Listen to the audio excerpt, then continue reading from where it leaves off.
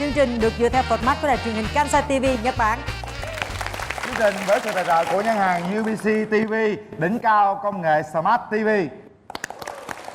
Đối với chương trình, chúng ta sẽ gặp gỡ hai cặp đôi và cùng nhau trò chuyện với họ, kết nối với họ, rồi có thể bấm nút hẹn hò với nhau và đi đến xa hơn trên con đường hạnh phúc. Chúng ta sẽ đến với cặp đôi đầu tiên. Bắt đầu.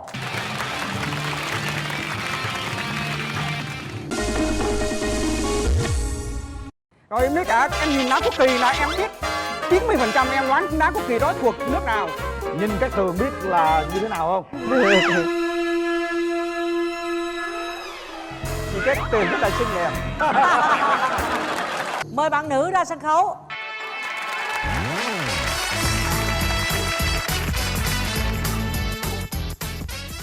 Mời bạn nam.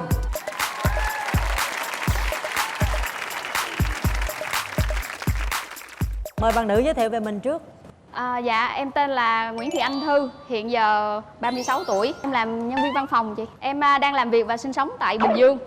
Em lớn lên tại Gia Lai, thành phố Pleiku. Mình sống ở đó lâu chưa? Dạ, nếu mà tính đến thời điểm mà lúc em tốt nghiệp thì làm ở Bình Dương tới bây giờ là được hơn 11 năm. Rồi, mời bạn trai giới thiệu. Em thì tên là Nguyễn Thành Hòa, năm nay 40 tuổi, quê gốc ở Hưng Yên, đến từ thành phố Tân An, tỉnh Long An. Nghề nghiệp là giáo viên tiểu học.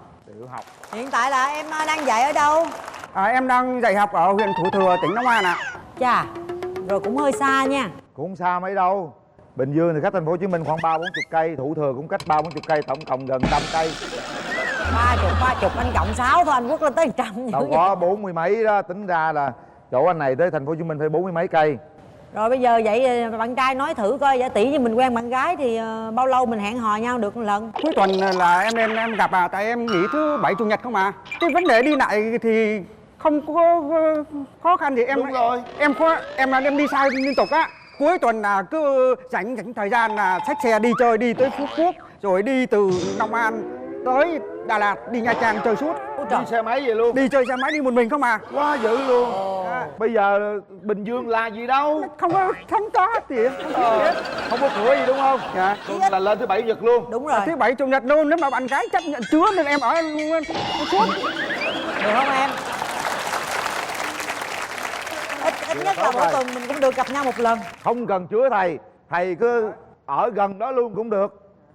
Em có đứa em ở gần Biên Hòa á. Có gì về Biên Hòa mà ghé nói nên thôi. Rồi thôi, vậy là bước đầu là Cả được vấn đề rồi. đi lại thì cô Tư đi. Hay quá vậy, khỏe rồi. Anh có ưu khuyết điểm gì? Cái ưu điểm của em á là em thích trẻ con lắm, thích cho con nít lắm. Biết không, tụi học sinh nó ngồi nó viết bài á, em ao ước làm sao không? Em ao ước làm sao mai mốt em có một cái đứa con như cái đứa học trò của em á.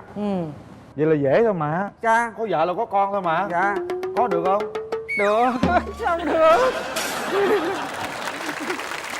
Vậy thầy có khuyết điểm gì không thầy? Cái khuyết điểm của em á là ai mà nói dối cái thứ á, và mà nói cái gì mà không đúng là em nói thẳng luôn, bất cứ cái người đó là ai. Có nghĩa là vạch mặt người ta luôn đúng không? Dạ. Cái ưu điểm là em á, em tìm hiểu, em biết về lịch sử địa lý rất là nhiều. Nhưng bây giờ anh chị ở đây hỏi em bất cứ biển số xe của tỉnh nào, em đọc cho biết liền, huyện nào thuộc tỉnh nào, em đọc cho hết. Rồi đọc thử coi nào. Bây giờ từ Lạng Sơn tới Cà Mau đi. Rồi. Trời ơi, thử coi nào. Biển số xe anh ơi, biển số xe 11 Lạng Sơn. 12. Xin 11 Cao Bằng. 12 Lạng Sơn. 13 Hà Bắc Cũ. 14 Quảng Ninh. 15 16 Hải Phòng. 15 đâu? 15 với cả 16 là Hải Phòng. Rồi 17 Thái Bình. 18 Nam Định. 19 Phú Thọ. 20 Thái Nguyên. 21 Để em bình tĩnh. Để em bình tĩnh chút. Vậy là được rồi. Quá dữ ha. Đọc từ thành phố Hồ Chí Minh tới Long An thôi, Bình Dương nữa nè. Bình Dương nè. Bình Dương 61. Đúng Long rồi. An 62. Tiền Giang 63. Tiền Giang 63, Vĩnh Long 64, Vĩnh Long 64. 65 Hậu Giang, 66 Đồng Tháp, 67 An 65 Giang. khác à. 65 là Cần Thơ. Rồi. 65 Cần Thơ. Rồi, 66 Đồng Tháp, 67 An Giang, 68 Kiên Giang, 69 Cà Mau. 70 Tây Ninh, 71 Trà Vinh, Vũng Tàu. Nói chung á là thầy với Linh là có chung cái quan điểm là đọc số xe của các tỉnh. Dạ. Rồi em biết cả, em nhìn lá quốc kỳ là em biết 90% em đoán lá quốc kỳ đó thuộc nước nào. Nhìn các tường biết là như thế nào không? Chị Kết Tường rất là xinh đẹp. Quá dữ, quá dữ. Trời ơi, ưu điểm ta dài dài Rồi, luôn. rồi, Nhiêu được đó rồi. cho biết Rồi. bạn trai là số 1 Sao rồi đó. em, sao em? Nãy giờ em cảm thấy thế nào? Thầy này có một cái sở thích cũng giống em á chị, em cũng thích đi du lịch lắm. Ồ vậy hả? Dạ. Rồi, 21 hai người sẽ cùng đi du lịch với nhau. Dạ. Rồi, ưu điểm của mình là cái gì? Mình làm lại coi. Nãy giờ mình lép vế rồi. Em thấy anh cũng hơi trùng với em tí xíu, tức là em cũng là một người rất là thẳng tính, nhưng mà có điều là như anh á, thì anh nhận xét trực tiếp người ta, còn em thì thường em sẽ góp ý rất là tế nhị. Thêm nữa là em là người thích sự sạch sẽ, không biết anh có thích sạch sẽ không anh? Anh sạch sẽ lắm, thầy giáo mà không sạch sẽ làm sao gương cho học sinh em. Em thích một người biết thương yêu con người, thì trong đó anh có nói là anh thích em bé, em cũng thích em bé luôn. Anh thích bé trai bé gái anh hả? Nói chung là trời cho bé nào thì mình nhận cái đó. Anh Em cũng thích về lịch sử và địa lý. Thì như anh trình bày thì anh biết khá nhiều về các tỉnh thành, đặc biệt là biết cái biển số xe, rồi tự nhiên là quốc kỳ chẳng hạn. Thì cái đó cũng là một trong những cái sở thích của em thấy nó cũng có cái sự trùng khớp ở đây. Cái điều mà em không thích đó chính là giả dối như vậy. Bên đây rất ghét nói dối, Dạ, ai đúng nói dối rồi. là bạch mặt liền. Dạ. ai nói dối cái là anh nói thẳng luôn á. Bây giờ mình có cái tài gì không em?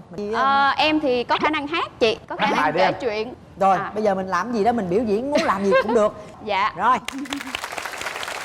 Mời bạn. Far across the distance and space between us and... Xin cảm ơn mọi người. Thầy có biết hát không? Tới chương trình thì bạn gái đã hát tặng mọi người, thì em xin hát một đoạn thôi. Rồi. Bắt đầu. Trời sẽ duyên nên khiến xui anh gặp em, cho nứa đôi kết thành mộng ước của ngày xanh. Rồi mai đây anh là đất, em là cây, vinh phúc cho ai biết rằng từ đó mùa xuân vĩnh hằng. Vinh phúc cho ai biết rằng từ đó mùa xuân vĩnh hằng. Nói chung là người ta có ưu điểm về cái khác thì cũng phải khuyết điểm về cái nào đó thôi.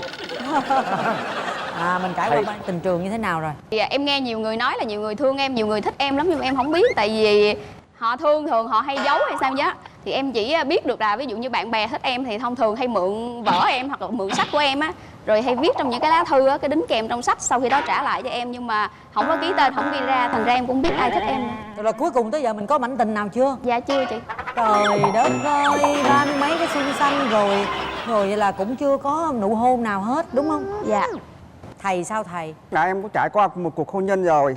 Nói chung là tụi em không có hợp. Em cũng phải có lo về gia đình cho ba mẹ. Ba mẹ khó lắm. Cái hồi đó em có phải hàng tháng là em cũng phải gửi tiền về phụ ba mẹ. Thì cô cũng im, cũng không nói gì. Em tưởng là cô cũng đồng ý rồi. Về sống với vợ chồng kiểu như cô không có thoải mái về cái tinh thần về Cái tiền việc bạc mà á. anh gửi tiền về cho ba mẹ là Cho cũng ba mẹ vui. dạ. Mối duyên đó được bao lâu? Thì chính thức là được 5 năm, nhưng mà thật ra thì sống chung có 2 năm à. Có con chưa? Tụi em chưa có con. Dạ. Mình chia tay được bao lâu, ly dị được bao lâu rồi? Chia tay được 5 năm rồi chị. Em có ngại gì chuyện đó không? Dạ không chị. Như đàn ông mà họ đổ vỡ một lần thì họ có những cái sự nhìn nhận một cách chín chắn hơn. Với lại là khi mà họ bắt đầu một mối quan hệ mới thì chắc chắn là họ sẽ phải có những cái biện pháp để giữ gìn cái mối quan hệ đó, để cho nó đi đến một cái kết quả tốt đẹp và lâu dài. Nghe vậy thì chị cũng yên tâm ha. Em muốn tìm một mẫu người bạn trai như thế nào? Dạ cao 1m65 trở lên, đừng có quá mập, tại vì em thích người khỏe mạnh thôi. Rồi, được. Dạ, chung thủy, thẳng thắn, với lại là hiếu thảo. Dạ, em không thích bạn nam nổ. Thầy không có nổ, thầy nói sự thật không à. Thì tại vì em nói thật với anh Quyền Linh với cả em tuổi ngựa á, tuổi ngựa là nói thẳng luôn chứ Đúng không rồi. có giấu được cái gì hết. Ruột ngựa vậy đó. Dạ, cho nên đó là lý do anh thích du lịch đó phải không anh? Thích đi du lịch lắm em. Ở một chỗ không có chịu đựng được. Thích đi du lịch là Thích thích cái đi. là nói đi du lịch. Thích là đi mà đi là đi giấu, về nhà mới nói sau. Từ vậy.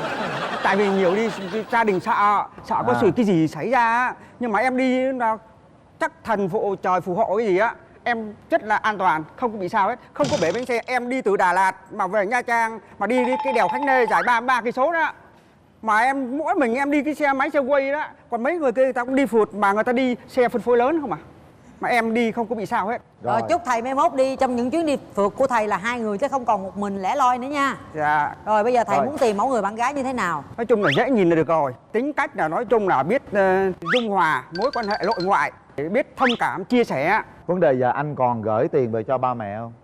Bây giờ á, thì ít rồi. Nhưng mà thỉnh thoảng thụ lúc này ba đang sửa nhà nè thì có lúc này phụ em gái phụ nhiều lắm, phụ gấp đôi của em á. Mà em á, mấy thằng em trai chỉ có phụ 1/3 cái số đó thôi. Tức là giờ ba đang sửa nhà vẫn gửi về. Vẫn gửi. Rồi chắc là chừng nào mình quen xong chuẩn bị đám cưới chắc ba sửa nhà xong rồi ha. Dạ. Ba sửa tuần sau là hết tuần này là xong mà. Rồi vậy khỏe rồi. Anh thầy mới có mấy anh chị em? Dạ em có 3 anh chị em thứ hai. Nhưng mà tất cả gia đình đều công chức nhà nước hết. Đầy đủ. Dạ, em giáo viên, thằng thứ hai thằng kế bên á là bộ đội sĩ quan ở quận Tân Bình này nè. Rồi. Đứa em dâu làm bên dầu khí. Quá dữ. Đứa em gái làm bên tư pháp. Quá dữ Còn luôn. đứa em rể làm công an. Rồi bây giờ anh là anh có nhà cửa gì chưa? Nhà cửa thì có sẵn rồi đó. Có sẵn. Có sẵn qua ba mẹ đó, ba mẹ kêu là mày muốn ở chung thì ở, còn không muốn tự lập ra ngoài cũng được. Ba mẹ cũng không cấm đoán là chuyện làm dâu. Nhưng mà hay bây là... giờ nếu mà ra ngoài thì anh có nhà riêng chưa? Em chưa thì em mua thôi, em cũng có dành dụng được miếng. Đủ chưa? Có tiền mua chưa? Thì đất ở Long An thì ven thì cũng đủ. Nhưng mà khi mà cất nhà thì nói thiệt là cũng phải nhờ bạn gái cả hai bên cùng hỗ trợ là thêm thôi. Còn đất thì đủ khả năng mua. Đủ mua Dạ, rồi đúng 40 không? tuổi rồi anh phải tích góp cho anh ăn rồi anh xách xe đi chơi không, anh không đi dành tiền mua nhà mua cửa. 40 tuổi anh lấy vợ mà giờ đâu thể nào hay chồng ở nhà trọ được. Dạ. Bây giờ á mà một hồi nữa mà đồng ý ok hết rồi là về phải lập tức gom góp kiếm miếng đất mua đi rồi từ từ đi làm dành dụm rồi xây cái nhà lên mới đám cưới được chứ. Dạ. Không lẽ bây giờ 40 tuổi về ở nhà trọ? Không, tại vì mấy bạn gái thích ở với ba mẹ thì ở thì có nhà luôn, có sẵn luôn. Thì nhà rộng lắm, bây giờ mới lên gác luôn, rộng rãi lắm. Còn không thì ra ngoài ở. Bây giờ vậy nè anh Ba mẹ đang ở với ai? Ở một mình không à, không có ai hết. Ba mẹ lớn chưa? Ba mẹ em là năm nay 65 tuổi rồi. 25 tuổi rồi. Dạ. Bây giờ em hỏi anh nè, anh là bèo hơn bên nhà gái rồi. Bây giờ nè, Dạ. nhà gái bèo hơn. Bây giờ nhà gái nè 37 tuổi nhưng người ta có nhà riêng rồi, nó bắt rễ được không? Cái chuyện đó em không thành vấn đề. Cái chuyện em ở rể hoặc là bạn gái muốn ở đâu thì em ở đó. Được. Em không thành vấn đề. Nhưng mà em chỉ có một cái đi gọi là cái bạn gái biết làm sao người vợ sau này của mình đã biết dung hòa mối quan hệ giữa các thành viên trong gia đình. Yên tâm, đó. nhưng giờ có chuyện này quan trọng nữa nè. Dạ. Có vài người lên chương trình bà muốn hẹn hò, Dạ. ly dị rồi, gãy đổ rồi, nhưng mà lấy cái gì xác minh? Nhiều khi người ta nói không đúng sự thật. Không, em có giấy tờ chứng minh đàng hoàng, em gửi chương trình mới chấp nhận mới kêu em đi chứ mà. Em làm việc cái gì cũng phải đầy đủ. Có quen ai trước khi chia tay với vợ chưa? Không Không phải không? không có quen ai Có hết. cô nào theo đuổi không? Không có ai đuổi kia. Thôi được rồi. Em thích á nhưng mà Chưa ai theo đuổi không? Em Rồi thích. hỏi vậy là biết rồi, À. được rồi. Qua anh gặp bên đàn gái ha. Chào em gái. Dạ em gái chào anh. Thực chất là bên đây vấn đề chỗ là chưa có người nào đó để kềm cái chân con ngựa này lại thôi. Dạ. Ha. Nãy giờ trao đổi thì em thấy có hợp gì với em không? Em thấy về tính cách thì xét một số điểm thì cũng khá là phù hợp với em. Dạ. Dạ anh cho em hỏi thăm là bây giờ nếu như mà em ở Bình Dương, anh ở Long An, vậy anh có ý định là mình chuyển về và sinh sống luôn ở ngay tại Bình Dương không anh? nếu mà có điều kiện về Bình Dương thì càng tốt, nếu mà thuyên chuyển được. Bây giờ là chắc chắn mà hỏi một câu của Dạ. thầy chưa có con đúng không? Em đảm bảo mà chưa có con. Hay là có chưa biết? Trời ơi, chưa có anh ơi, em nói thầy Giang rồi sao nói dám trước mọi người được. Ủa mà nói nghe nè thầy ơi, mà tại sao lúc đó thầy 5 năm rồi mà thầy chưa có con, hay là thầy có khả năng có con không? Trời ơi, thử nó biết mạnh khỏe này, kêu hít đất em hít đất cho em, sáng nào cũng tập thể dục. Không, Cái chuyện chuyện hít đất không với quan chuyện đẻ trọng. con không quan trọng, không có liên quan. Hít đất với đẻ con nó khác xa nhau. Có nhiều người hít đất rất là giỏi nhưng đẻ con không được. Cái vấn đề mà vợ chồng cứ trục trặc hoài, cái tâm lý anh, cái chị biết tâm lý nó không thoải mái. Không thoải mái vậy gì? Cái về cái lúc đó. Em hỏi hỏi cô á, sao không có con, cô hay là đi khám đi. Cô ấy cô nói chứ, việc gì mà về khám, mà có bệnh hoạn gì đâu mà cứ kêu khám. Thôi bây giờ một mình anh đi khám đi, là coi anh có khỏe không. Dạ thì có yêu cầu thì nhu cầu thì em đi khám. Đúng rồi. Em làm gì? Ha, bây giờ anh đi khám trước đi nha, không bấm nút là đi khám. Dạ. Rồi về nói với cổ là anh có khả năng có con nè, người ta mới dám cưới với mình Dạ. nha. Dạ. Thầy Đảm bảo 100%. Giờ hứa đi nữa là anh sẽ đẻ được. Sao đẻ được? Anh chứ đâu mình đâu phụ anh sẽ làm cho em đẻ được. Chứ sao? Phải khẳng định gì cho cổ tin chứ sợ đẻ không được. 5 năm Anh sẽ trợ giúp cho em đẻ được. Anh sẽ trợ giúp cho em đẻ được. hả? Được. Rồi Nói chung là thầy rất là thoải mái, thầy rất là thiệt gọi tình. là thật tình đó. Em có đi với người thân không? Dạ có, em đi với lại mẹ của bạn em, với lại là những người bạn, những người em, đồng nghiệp thân thiết của em. Xin chào anh Quyền Linh, chị Cát Tường và các bạn có mặt trong trường quay hôm nay. Dạ. Nói chung thì cô thấy anh này hiền lành, thật thà. Ok. Dạ con cảm ơn cô. Thôi chúc con thành công đi. Dạ, con cảm ơn mẹ nhí. Sao cô xúc động quá hả cô? Tại vì chúng nó lớn tuổi hết rồi. Dạ. Mà hôm nay mới đi hẹn hò. Rồi bây giờ thầy giáo đi với ai? Dạ em đi với cô hiệu phó. Chào MC Quyền Linh và Cát Tường và Dạ. quý vị khán giả trong trường quay. Thì đại diện cho nhà trường thì đi với thầy Hòa thì cũng nói về đôi nét. Thì thầy rất là hiền và dễ thương, thầy rất là yêu trẻ con. Thì qua chương trình này thì chị mong là em và Thư á, thì cứ tiến tới hôn nhân đi. Chị thấy được rồi đó, chị chấm rồi đó, được rồi đó Hòa ơi. Cố gắng nha, ủng hộ em. Dạ cảm ơn cô. Nãy giờ tâm sự hơi nhiều rồi ha. Dạ. Ý kiến người thân rồi, bây giờ hai bạn gặp nhau nha. Ồ. Chào em. Dạ chào anh. Không hẹn mà gặp, cảm ơn anh. Em có quyển sách để tặng anh. Trời ơi, cảm ơn. Dạ cũng giống như là cái tựa của quyển sách là giao tiếp bằng trái tim. Thì mình cứ cảm nhận như thế nào bằng con tim thì mình cứ thoải mái để có cái cơ hội để đến với nhau. Dạ, Anh rất thích cái tựa đề của cái quyển sách này. Dạ. Đó, con người anh chính là đúng một cái tựa đề này, anh thích sự thật thà luôn. Dạ. Đậu Phộng ở quê Long An á. Dạ cảm ơn anh nhiều. Nhà anh ở ngoài Hưng Yên thì còn ai ở ngoài đó Không, ba mẹ đi vô đây hết rồi. Như vậy là giờ là thành dân ở trong miền Nam này Dân luôn. trong miền Nam 22 năm rồi. Dạ. Anh thích đi du lịch. Anh đã đi được những nước nào rồi? Không đi nước thì anh chưa có đi. Ta nói thật với em là anh không biết tiếng Anh. Tiếng Anh giỏi nó không phải biết mà tiếng anh hạn chế lắm. Dạ. Đó, còn đi miền Tây này nè, anh đi đủ hết các tỉnh rồi. Tức là trong Việt Nam là mình đi cũng gần khá rồi Cũng anh. khá rồi. Dạ. Em thì em cũng có cái sở thích đi du lịch. Nhưng mà em thích đi du lịch bụi á, tức là tự lên kế hoạch và tự đi. Anh cũng vậy đó. Anh Vậy là hướng đến anh đi đó. hai anh em mình có thể tiết kiệm tiền để đi du lịch được đó. Được rồi. Cho hai người đi bụi luôn đi. Em thấy anh như nào? Dáng vóc thì cũng được, tại vì em không thích người gọi là gì ta, quá mập không ạ? Thứ nhất là chiều cao cũng được. Dạ em nói là quan điểm của em mà không có ảnh hưởng gì đến ai hết trơn. Dạ. Không có nói gì ai đâu. Hơi buồn thôi. Cho em đọc cái bài thơ đi. Em gửi vô cái bài thơ này. Em có bằng lòng để làm bạn cùng anh, người giáo viên đến từ miền Tây Nam Bộ. Nếu thương anh xin em bằng lòng nhé. Em gái à, em chấp nhận được không? Lần đầu gặp gỡ coi như một cơ duyên. Anh là người ngày ngày gieo chữ, còn em là cô gái dễ thương dễ mến, một bông hoa rực rỡ giữa đời thường. Bông hoa này em đã tưởng tượng rồi. Dạ. Chắc chắn là rực rỡ. Em có bằng lòng làm bạn của anh chưa? Chúng ta sẽ cùng nhau san sẻ những vui buồn. Nếu một ngày em thấy mình không ổn, gọi cho anh hứa sẽ phi đến liền. Anh sẽ bên em bảo vệ và chở che để bù đắp những ngày ta không gặp. Câu từ của anh dù là hơi thô thiển, nhưng trái tim anh lại cháy bỏng ngọt ngào. Câu mà anh nhớ nhất là lúc nào không ổn báo cho anh Phi tới liền. Dạ, em cũng đang đúng chú ý đến điều đó, tại vì anh tuổi ngựa phóng anh cho nên là Tuổi ngựa. thích là phi. Đúng Thích rồi. là Rồi bạn gái mình đáp trả lại liền đi bạn. Tôi yêu em âm thầm không hy vọng, lúc rụt rè khi lại rực lòng ghen. Tôi yêu em chân thành đầm thắm, mong em được người tình như tôi đã yêu em. Con gái hoặc là phụ nữ thì người ta mong muốn là người ta gặp được người đàn ông thương mình chân thành. Và bây giờ mình cũng đã lớn tuổi rồi, thì thành ra em muốn là tìm kiếm một người mà có cái sự thành ý trong cái việc là tiến tới để xây đắp gia đình. Bây giờ thầy tiến tới, thầy làm gì đó thầy làm tùy thầy. Thì em cho anh vậy. Em có được quyền ngồi không anh? Em cứ ngồi đi. Dạ. Thì cũng như lời bài hát á, tình cây và đất. Anh muốn hy vọng anh là đất, em là cây, sẽ vinh phúc, sẽ chọn cuộc đời này. Dạ.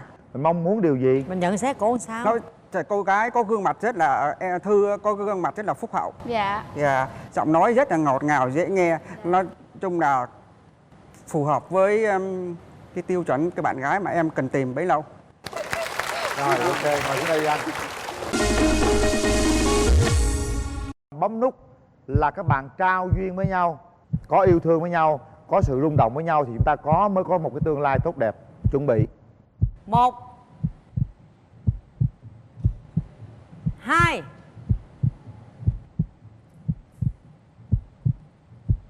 3. Hết thời gian.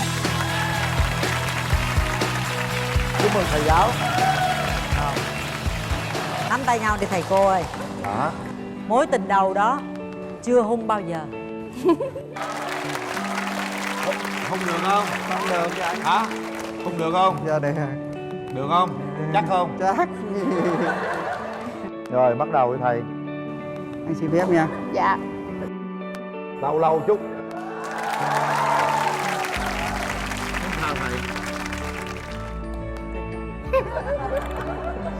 Thầy dễ thương lắm á. Rồi, đây là những chiếc vé xem phim của cụm rạp Cinebox 212 Lý Chiến Thắng gửi tặng thầy và em.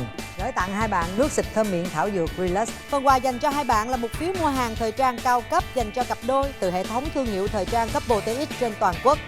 Máy nước nóng Senton, máy nước nóng hiệu Atlantic với tổng trị giá phần quà là 7 triệu đồng gửi tặng hai bạn. Phần quà đặc biệt dành cho các bạn đó là một chiếc TV cao cấp UVC TV trị giá 9 triệu đồng sẽ dành cho hai bạn nếu như các bạn tiến đến hôn nhân. Bạn có thể kết nối Bluetooth, điều khiển bằng giọng nói, đặc biệt là gọi điện thoại cho người thân ngay trên cả TV, rất tiện lợi. Cảm ơn anh Quyền Linh, chị Cát Tường và chị Thanh Trúc, cả các anh chị trong ban biên tập cho em được gặp bạn Thư. Chúc hai anh chị hạnh phúc nha, tìm hiểu nhau và tiến tới hôn nhân. Rất là dễ thương đúng không quý vị? Và hy vọng rằng hai thầy cô này sẽ sớm báo thiệp mừng cho chúng tôi. Và bây giờ chúng ta sẽ đến với cặp đôi thứ hai quý vị nha.